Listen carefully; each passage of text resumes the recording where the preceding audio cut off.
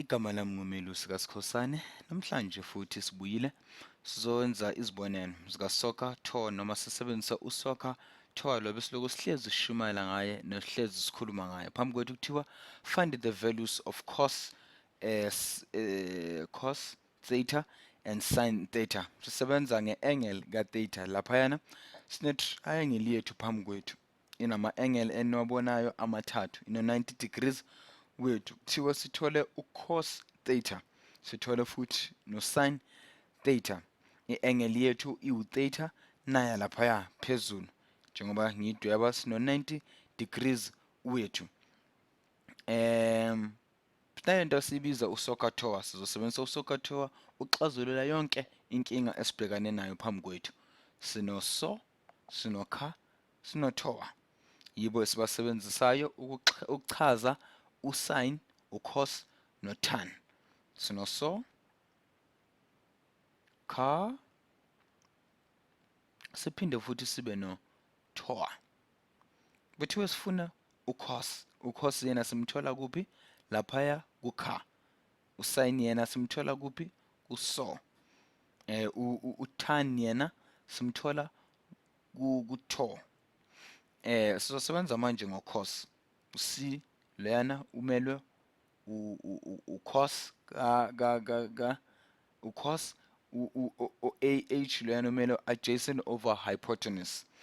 Ngizobhala phambi kwenu adjacent over hypotenuse. Sibuyela esidwebeni sethu. U-hypotenuse ukuphi? Kule angle ka-theta futhi u-adjacent ukuphi kule angle ka-theta. U-adjacent kumele kube yinto esondelane noma kube yi-angle esondelane no-hypotenuse no-theta wethu noma i-angle ka-theta. U-hypotenuse yena kumele kube yi-angle ebhekane no-90 degrees noma ende kunazo zonke ama-angles noma amacala esinawo phambi kwethu. U-hypotenuse wethu lena esingenanombolo yakhe noma lento abayibiza i-numeric value. U-adjacent wethu sesimtholile, u-opposite wethu noma lokhu okungaphambi ku-theta wethu, sin theta wethu sisebenza ngaye u-7, u-4 adjacent, u-7 u-opposite wethu. Ngakho-ke u-cos u-adjacent over hypotenuse kusho ukuthi sino-adjacent nje kuphela oku-4 phambi kwethu. Simele sithole-ke u-hypotenuse. Sizosebenza ngale abayibiza i-Pythagoras in theorem ukuze sikwazi ukuthola ukuthi u-7 no-4 kumele bakhiphe u-hypotenuse wethu. U-hypotenuse wethu uhlele ukhumbula njalo ukuthi uyinamba elingana no-opposite no-adjacent. Sizobhala-ke. Ngizothi siqala ngishintshe nje umbala esothi sisebenze ngawo. U-4 wethu oku-adjacent u-4 squared. U-4 squared yethu noma to the power 2 abazi isilungu kakhulu noma u-7 to the power 2 noma u-7 squared wethu. U-7 squared wethu balingana no-h squared. U-h squared oku-hypotenuse. U-h wethu umele u-hypotenuse le nombolo esingakabi nayo nesingayazi. U-4 squared wethu uyalingana no-16. Ungakubala nge-calculator noma ngezandla kulula, plus 49 oku-7 squared wethu loya.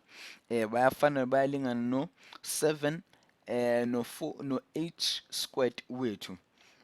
Mawuthi 16 or 16 until 16 16 plus 49 u-65 kusho ukuthi u-h squared wethu uyi-square root sika-65.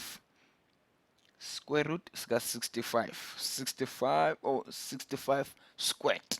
Ngisho kanjani noma square root sika-65 u-hypotenuse wethu lo ebesingenaye.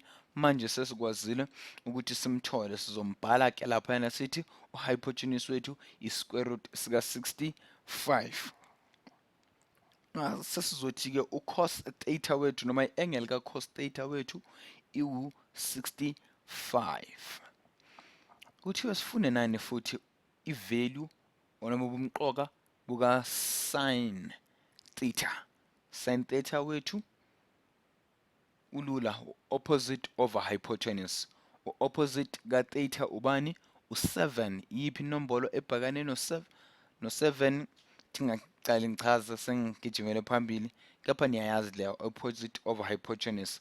So sisheshisa nje sithi opposite ka-theta wethu u7.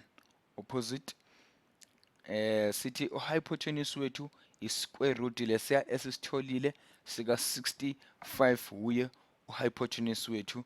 Injalo i-trigonometry yethu ilula futhi iyaqondakala. Siyabonga.